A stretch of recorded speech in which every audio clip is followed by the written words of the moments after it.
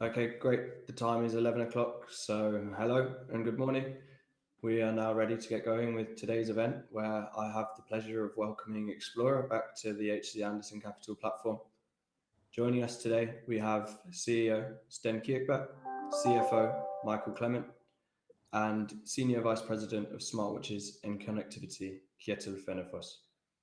The topic of today's event will be a deep dive into Xplora's connectivity services and its go-to-market strategy. This presentation will give us a deeper understanding of the recurring revenue aspect of Xplora's business model and give a little detail on how Xplora is expanding into markets outside of Norway. Before I get started, I'd like to thank all of the viewers for joining us today and give a friendly reminder that you can ask questions in the chat throughout the presentation down to the right-hand side. That's everything from me, so I'd now like to pass over to the Xplora team to take the presentation from here. Thank you so much for the introduction. Again, we're super excited to be here with you all today and have another presentation for your audience. As you introduced, from Xplora today, myself and also Kjetil Fennerfoss, leading our division for smartwatches and connectivity, and also, as last time, Michael Clement, our CFO. The way we are structuring the presentation today is that I will quickly give you a high-level overview on the company, the strategy, and the way we're executing it. Then the main event for today is what Kjetil will present to you more in detail, one of our very important revenue stream coming from SIM connectivity. At the end of the presentation, Michael will then summarize this and showcase to you all how this ties into the financial aspect of our business. For new audience, I would like to start this presentation with a quick intro of Xplora and our business model.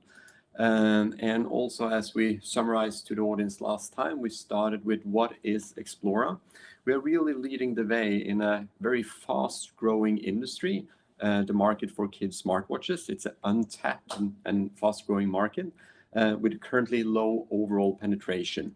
Our business model is highly scalable, and also our business model drives revenue from monthly repeating service revenue, amongst other from SIM connectivity, which is the main part of today's presentation, which Kjetil will take you through in a second.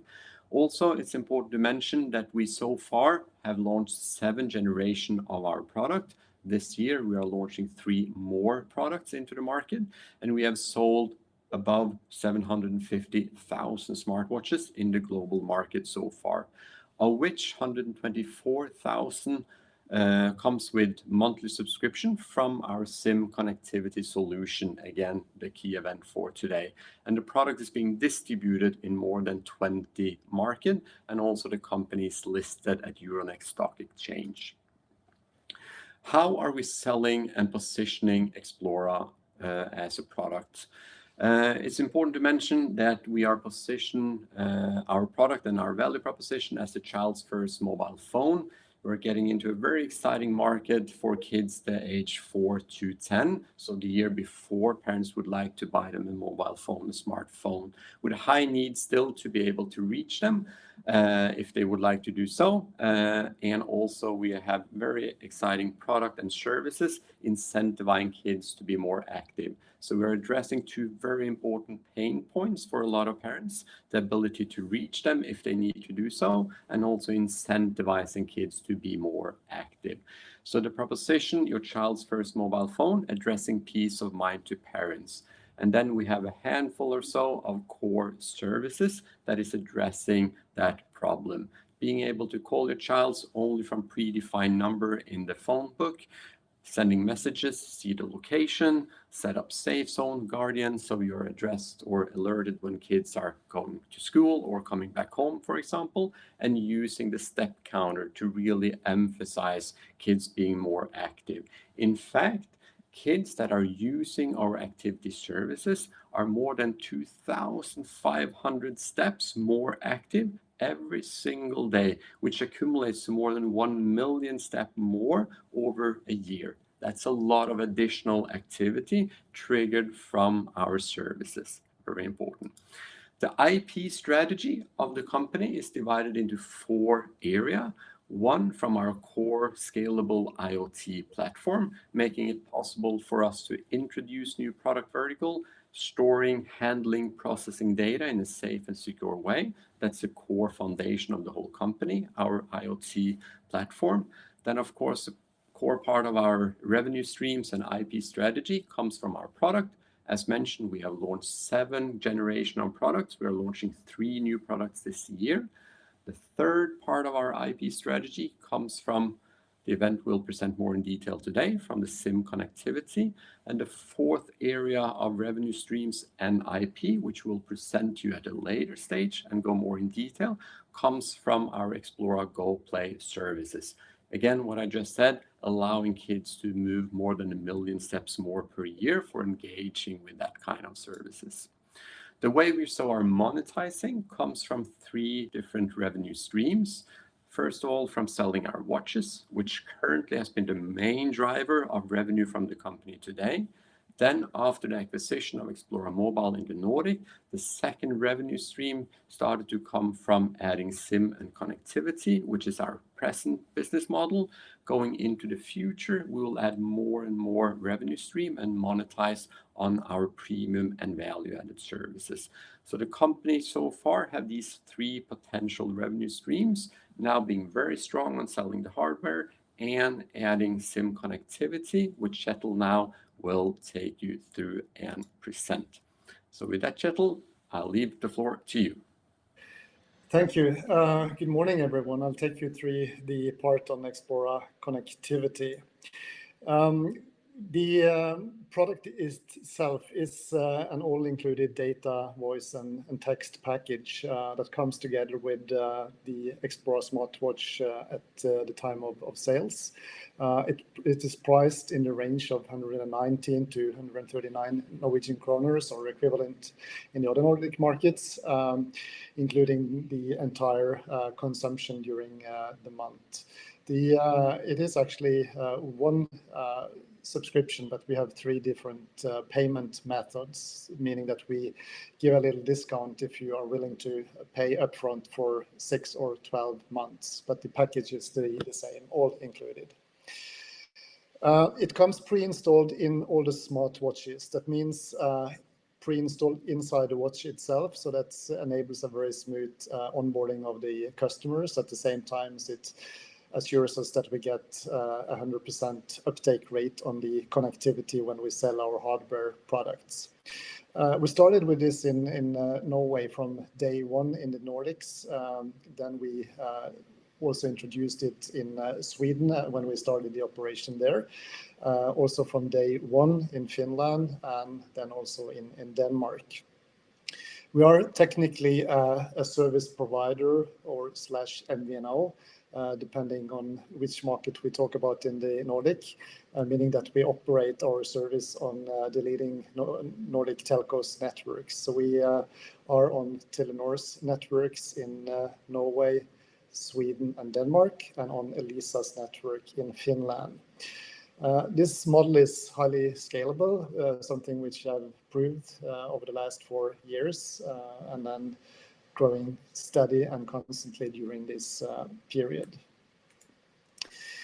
The way the purchase process works is very simple. It's fully automatic. That means that when a customer goes into our web store to buy the product, selects the product type, the color, the second page on the purchase process is actually to select the connectivity plan. And then there are, as I said, 3 different options based on the payment terms. And then there is a simple checkout and pay option where we even finance the whole subscription and the smartwatch, for instance, by Klarna. So we have different payment options as well. So a very smooth 3-step sign-on process. And that means that the mobile SIM card is then automatically activated and sent pre-installed together with the device to the customer. So an extremely simple and cost-efficient onboarding process. It's very similar when you purchase our product through the retailer.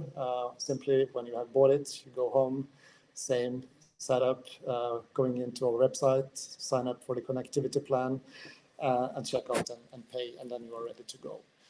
So this has proven very, very efficient also for our retailers, meaning they sell the hardware, we take care of the onboarding of the subscription. And in that manner, we get a close to 100% uptake on our subscriptions together with our product. We spend a lot of efforts and energy working very closely with our retailers. We have a very wide retail network, and we invest and see the value of being present both online with our retailers, but also in the physical stores. So here you see some examples where we actually show demo tables in the different retailers we are in. We show some shop elements as well that you see here in the middle. We spend a lot of energy and resources on training. Just last 2-3 weeks, we have trained more than 1,600 sales employees in the different retailers in the Nordics, which also have a tremendous effect on our sales. We'll come back a little bit later to the distribution network we have set up, but we are with all the leading retail channels, online channels in the Nordic.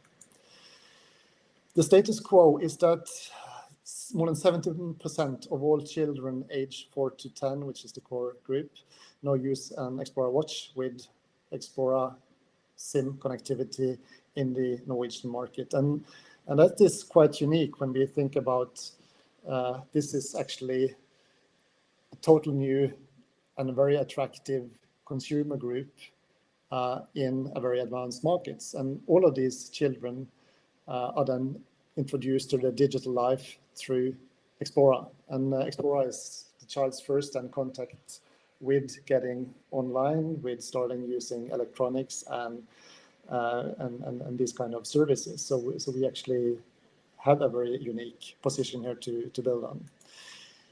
The way we have managed this growth over the, let's say, last few years then, starting here with the Nordics on mobile subscriber base on the left-hand side, we can see that it's a steady, stable growth. There is, as with all consumer electronics, some kind of seasonality, and that also explains that you see that the growth varies a bit from quarter to quarter when we also take the churn into account.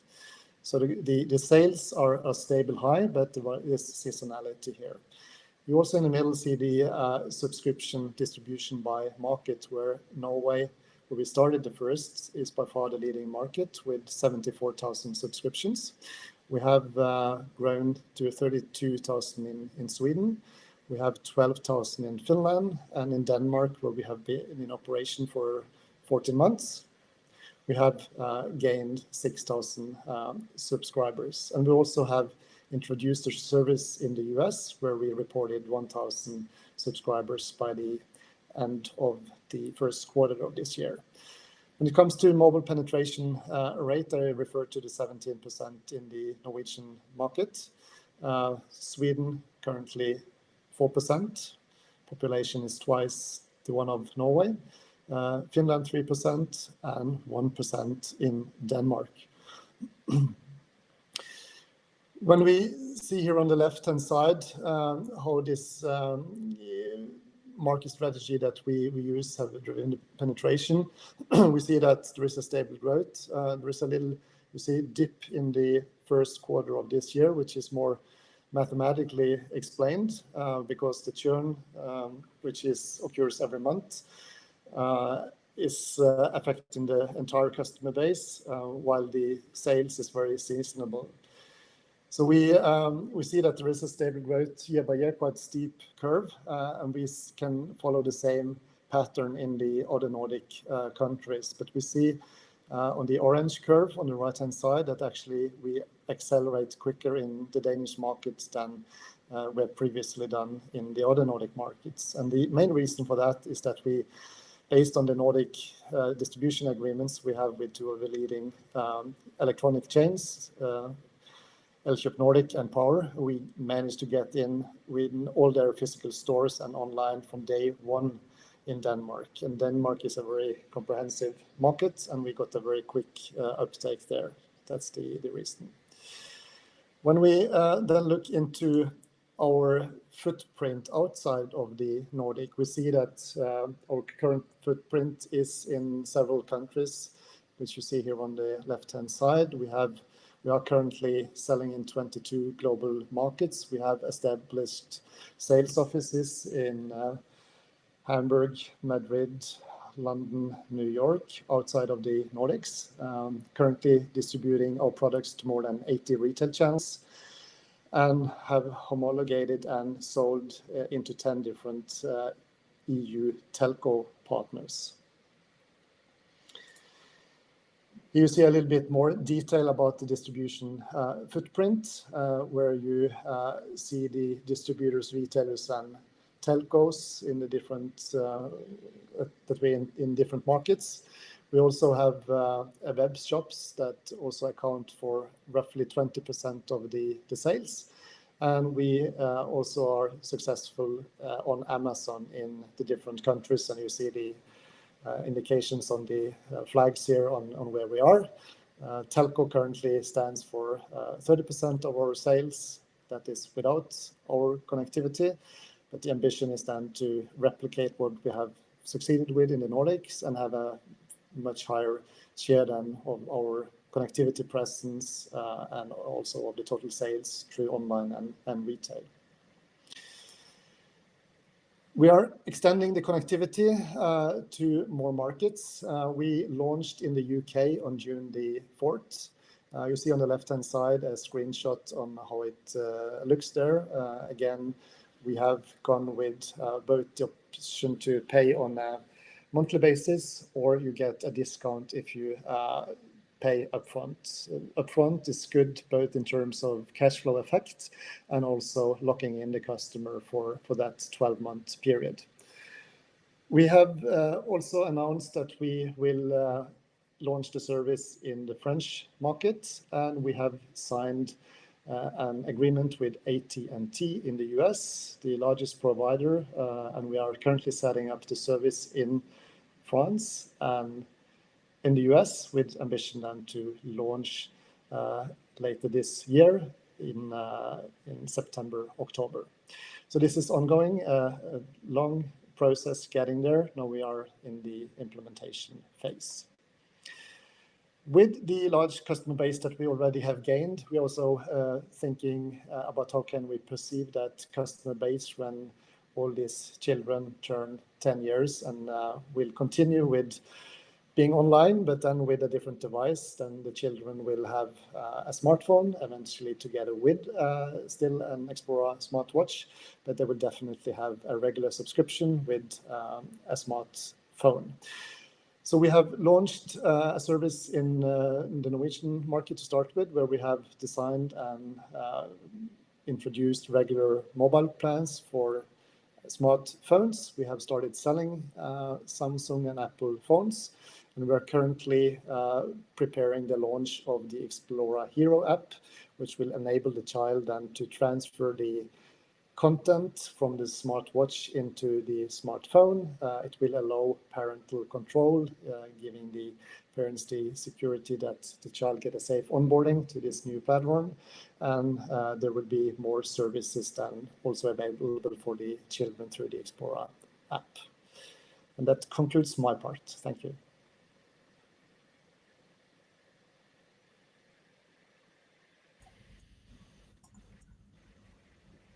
Good. So I'm going to try to wrap it up in a few minutes and give some financial aspects to the connectivity. The Xplora Mobile and over the last few years, as you've seen, have grown significantly in the customer base. And that has driven the revenue streams from connectivity up sharply at a CAGR of 85% over the last 4 years.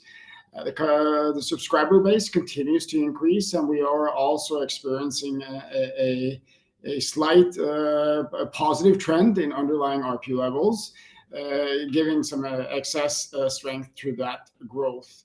This is a very profitable business. We in the Nordics, we are experiencing a lifetime value over the customer acquisition cost increasing over the last few years at very attractive levels.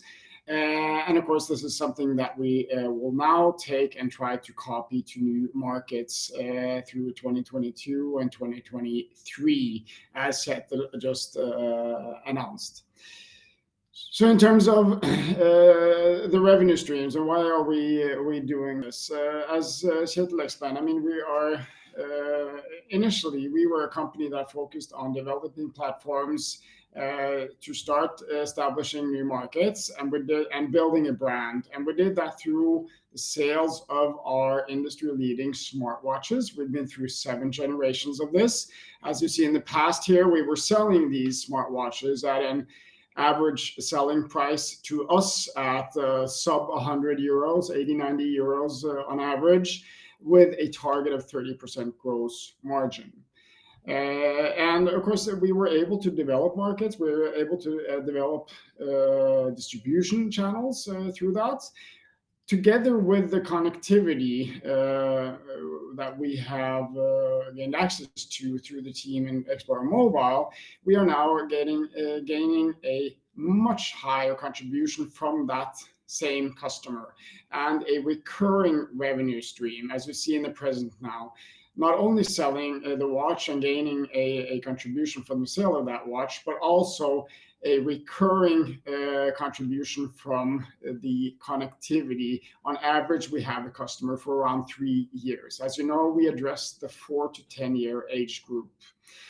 That in itself is a very profitable business model, as we've shown, but we aim to continue to develop that as we move ahead.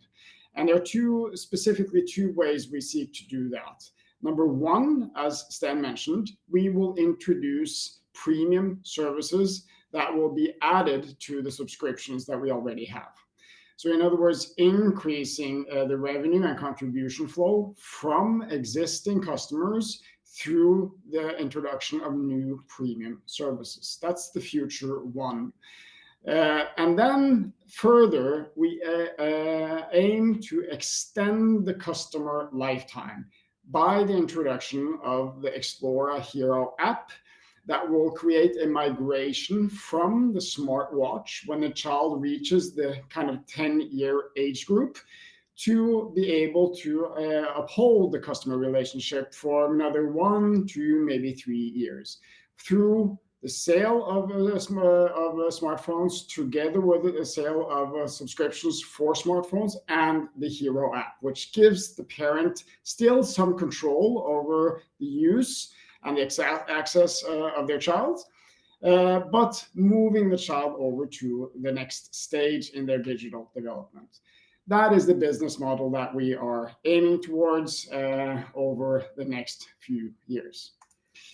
Also, as Kjetil mentioned, the cash flow effects for us for connectivity are very positive. We see that more than 50%, around 60% of all new subscribers pay upfront for either 6 or 12 months at a time to gain access to a discount of around 15% of that subscription. Naturally, for us, it gives much better planning abilities and a very positive cash flow effect in rolling out this service further on. So, to sum up, Xplora has built a leading market position in an untapped market with a unique offering and a unique and scalable value proposition, as Sten introduced. We are taking a very successful, fast-growing, and very profitable Nordic connectivity model and trying to replicate that into new markets. We have already gained 123,000 subscribers in the Nordic markets. That's up by 55% year over year. So we're growing in an untapped market, and we certainly aim to continue to grow in the Nordic markets in the times ahead. In addition to that, we are extending now. We have announced 3 new markets in 2022. The UK, where we are live as of early June, in France, and the US market, where we hope to or aim to be live in the second half of the year. In addition to that, we certainly are evaluating other markets, such as, I would say naturally, Germany is our largest market in terms of device sales, and it would be very beneficial and natural for us to try to get a foothold in the German market as well. Connectivity comes with a range of benefits for us. Bundling with our watch, we are selling the watch in any case. It gives a much more efficient and smooth onboarding process for the customer, which helps for a better customer satisfaction. Increases the revenue, increases the contribution per customer, per sale, and gives Xplora a higher share of a recurring base. That was in excess of 20% last year.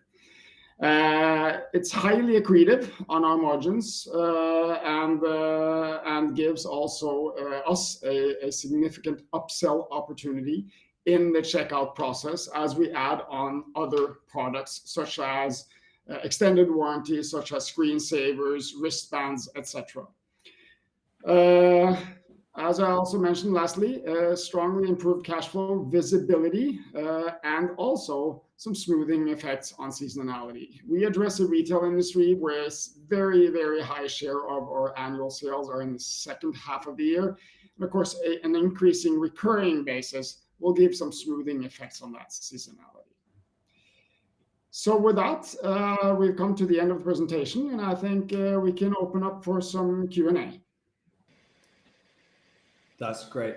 Thank you all for the presentation. I think that gave a really nice oversight over the connectivity services and the value that you derive from these connectivity and premium services above the sale of just the hardware. So that was really nice. And I can see that we've got a good range of questions in the chat throughout. So we'll get to those now, some across the market, some across more specifically the products. And I think a place which I'd really like to start is a question which asks, Xplora connectivity makes you a competitor with mobile networks. Does this make it harder to win telcos and distributors? I think this really touches on the go-to-market strategy and maybe the difference between the Xplora connectivity and the partnership with the telcos. So could you maybe put some words on that?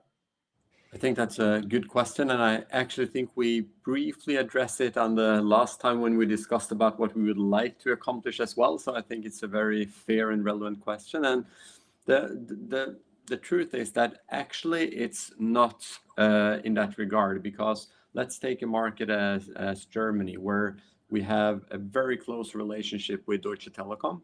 And of course, Deutsche Telekom will sell every single watch from their channels with Deutsche Telekom SIM cards.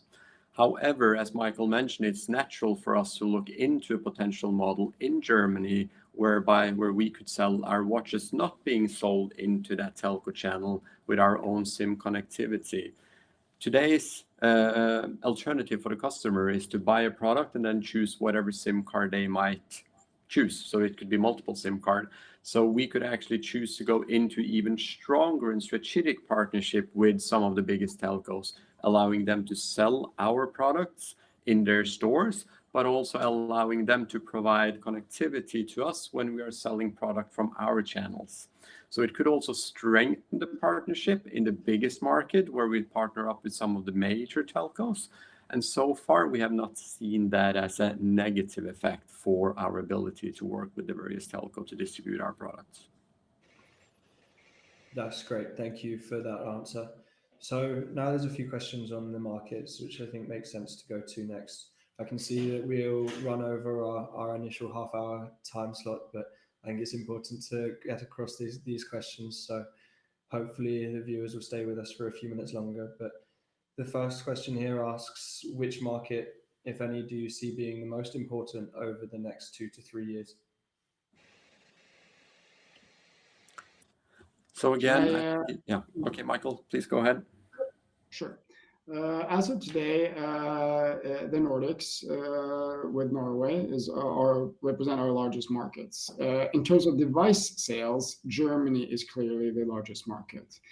I think in the short to medium term, the Nordics will continue to be of major importance for us.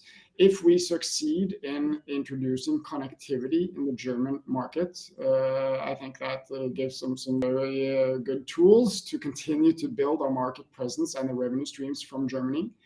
Naturally, the US, given its sheer size, hopefully we are able to penetrate. So far, we are only present for a few months and are starting to establish a new retail distribution and are getting now service provider abilities in the second half of the year. So, in time, hopefully the US also will increase.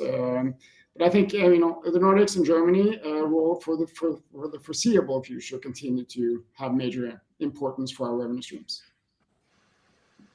That's very nice. Thank you. We have a question which asks whether there are differences within the markets that might change the path to penetration, which I suppose leads or refers to the graph which you showed, which shows the development within the Nordic countries and how they're following along a similar path to what you experienced with your penetration in Norway. So I suppose the question is asking, is there anything structural maybe in the German market or these other markets which suggests that the path to penetration might not follow the same path it did in Norway?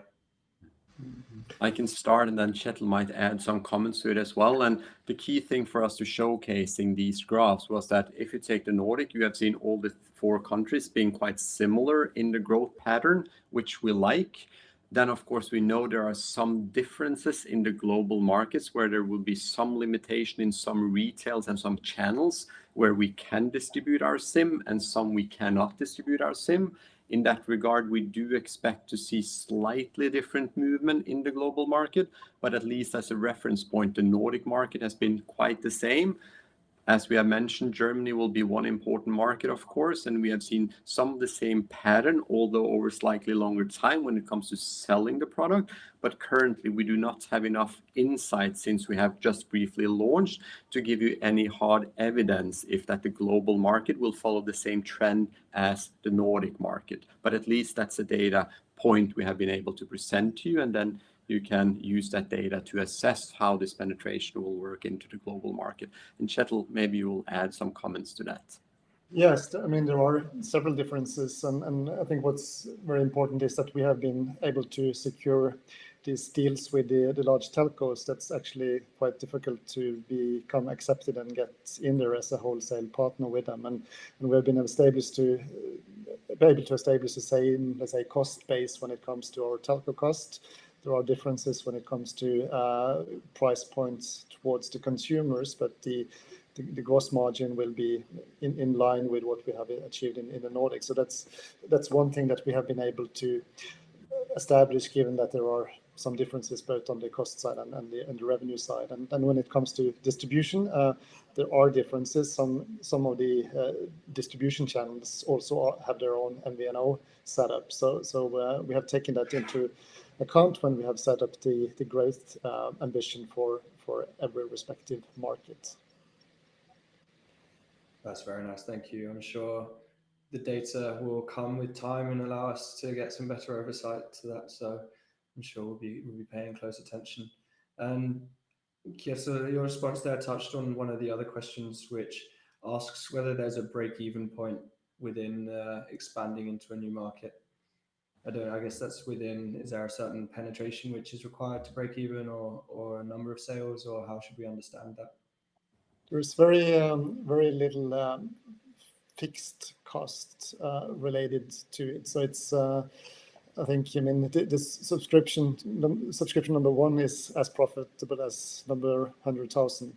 But of course, when it comes to marketing of the services and so on, there is that perspective, yes. That's very nice. Thank you. We have a few questions left, so we will go over those as well. There's a question which we covered in the presentation, but asks what happens once the children near the age of 10 and no longer use the watches, can you derive value from these SIM agreements which you've created? And you touched on it in the presentation, but maybe you can quickly put some more words on it.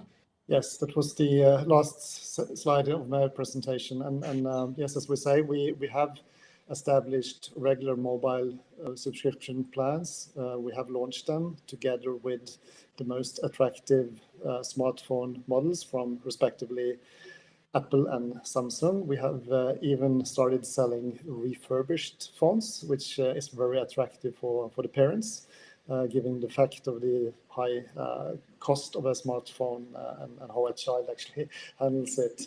So yes, we have already introduced that to the market in Norway as a test. The ambition is also then to introduce the same service first in the other Nordic countries where we have been present with connectivity for a while and we have a natural churn.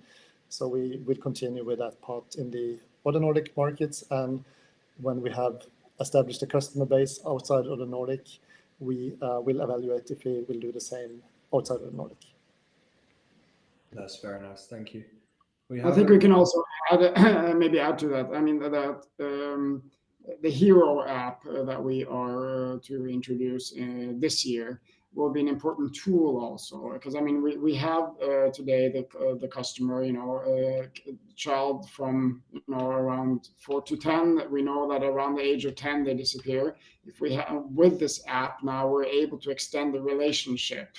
But that will also be hopefully a very interesting strategic tool for some of our mobile or the telco customers.